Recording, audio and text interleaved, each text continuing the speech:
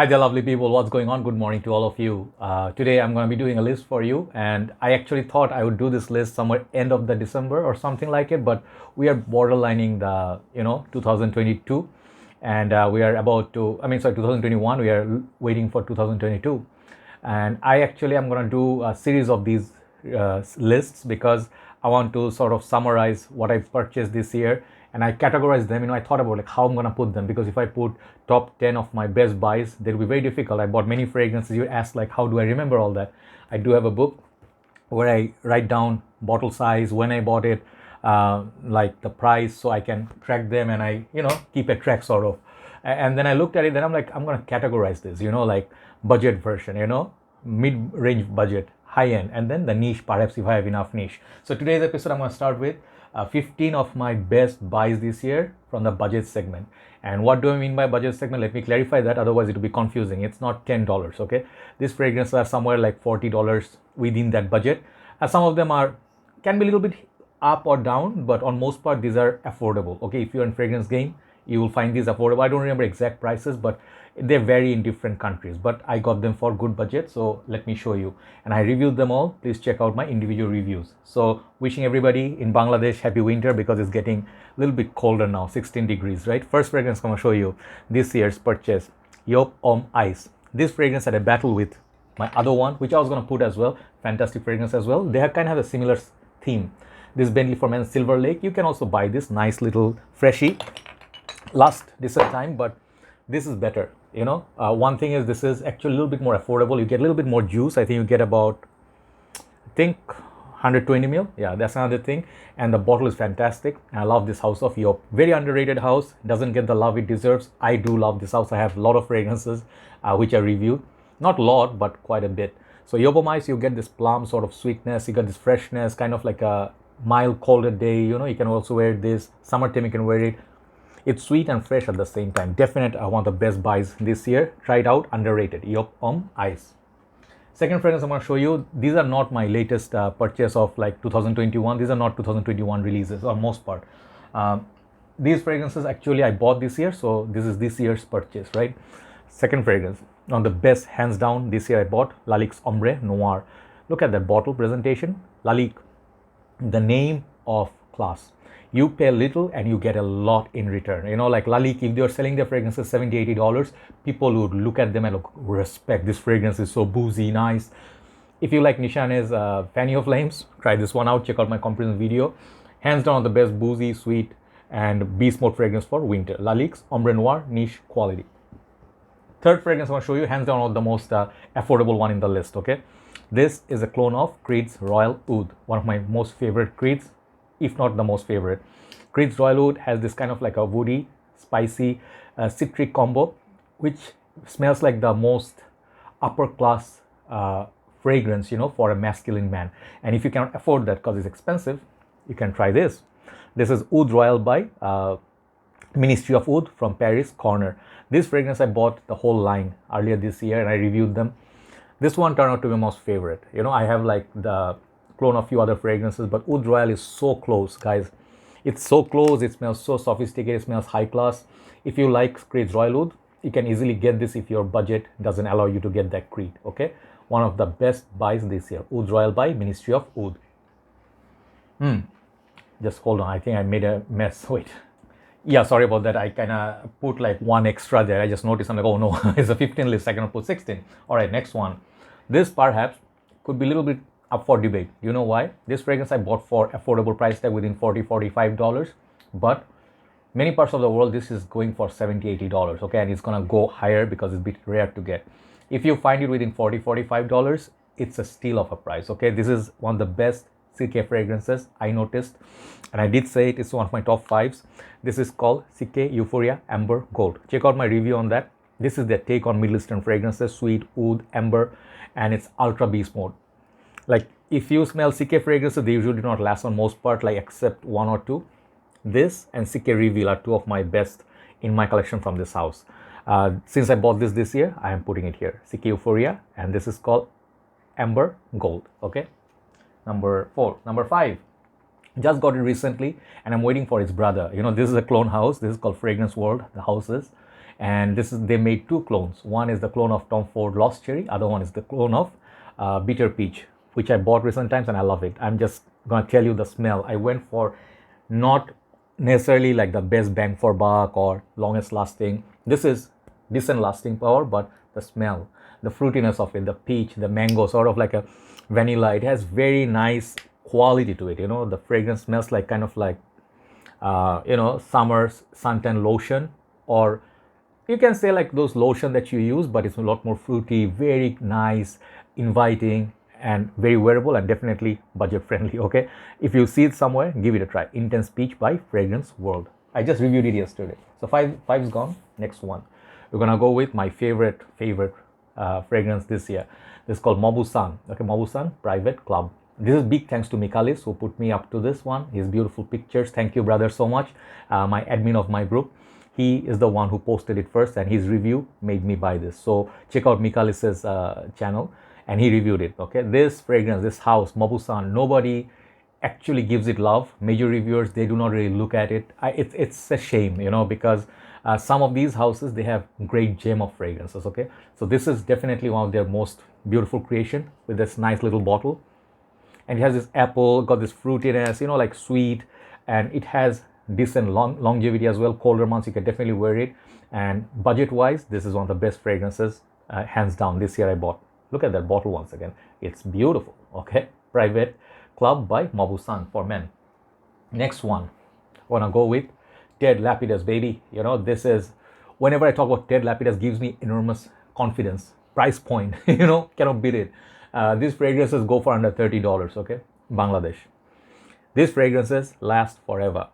Another thing is, these fragrances, whenever you buy, even if you do not like the smell, you don't really feel like, oh no, it hurts, or it's such an expensive line buy. No such thing. If you don't like it, you keep it. You keep it in your collection. You're happy about it.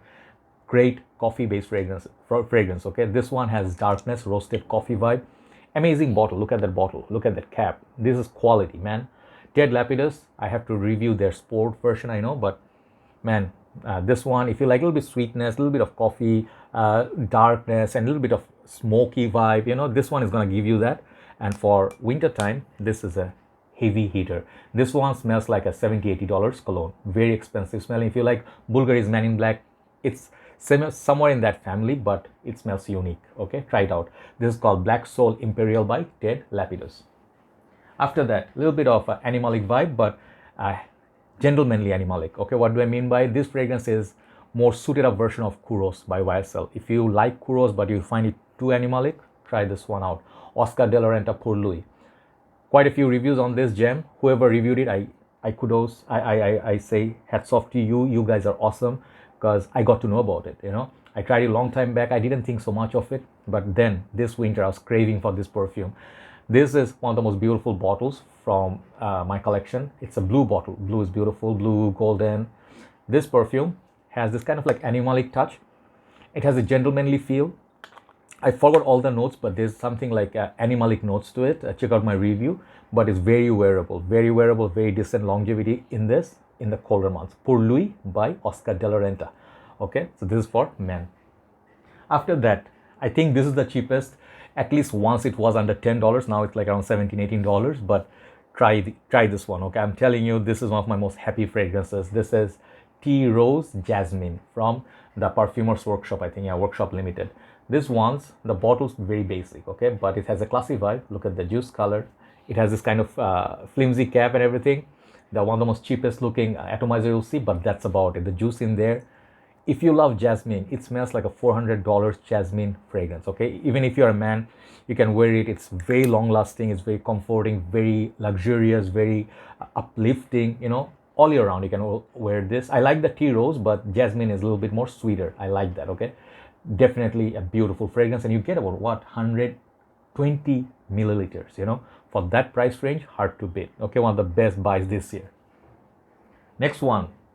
This is not in a particular order, otherwise it might come off like my top 3. Okay, easily. The house is called Paris Corner once again. This is a clone house, but they have different lines. Okay, check out my review on this one. It's called Frentic Delicieuse. Okay, and from the Emir line. Look at the juice color, look at the bottle, you already know. And this one also comes with a magnetic top. This one is a clone of Delicieuse by Dior's Privé line. And the thing is, boy, you know, like, if you see me excited over fragrance that I bought for cheap, I would say this is cheap, you know, like under 20 bucks. And I got super pumped up because it smells so close to the original. This is a gem, you know, like, I get excited over only good fragrances, you know. And it was a blind buy, man. It is so sweet. It's like Fifth Delicieuse. Maybe you will not get the push of Fifth Delicieuse from it, but I get 6 hours from it, which I'm happy about. I can liberally spray this. It's sweet. It's good for winter. Okay. Frentic, Delicieuse, the names are funny. The concept, yeah, I understand all that. Yeah, I understand. But if you're a man on mission to get a budget fragrance, Fifth Delicieuse, one of the best tonka, cherry, vanilla sort of combo. Okay. Amazing fragrance. Frentic, Delicieuse by Emir line from Paris Corner. Okay, so you have 5 left. Next one I'm gonna go with, let's go with Paris Corner once again because I'm so happy with this house and this line of Emir.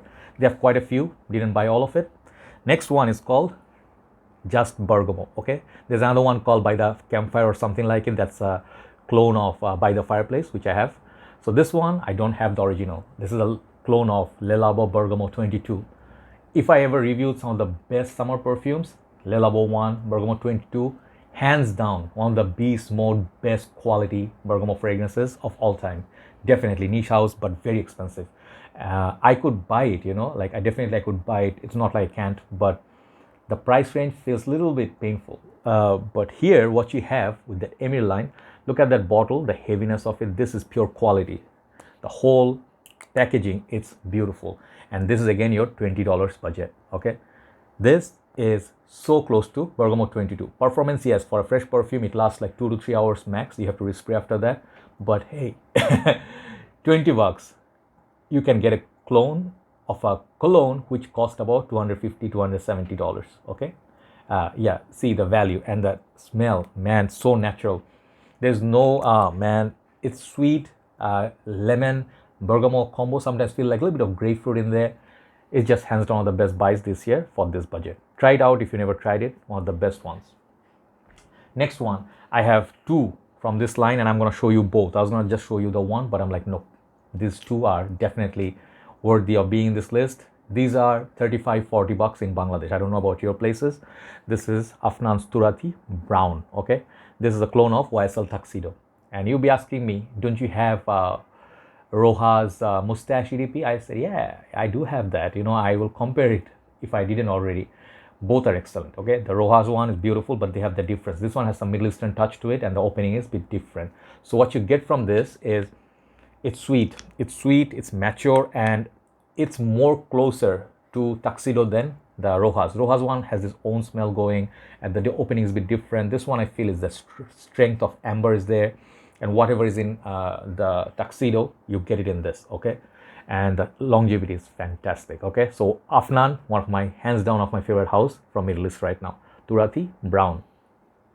After that, a fragrance that not many people talk about today, but this is sort of like a retro kind of fragrance that used to go around the fragrance community. People used to love this, rave about it.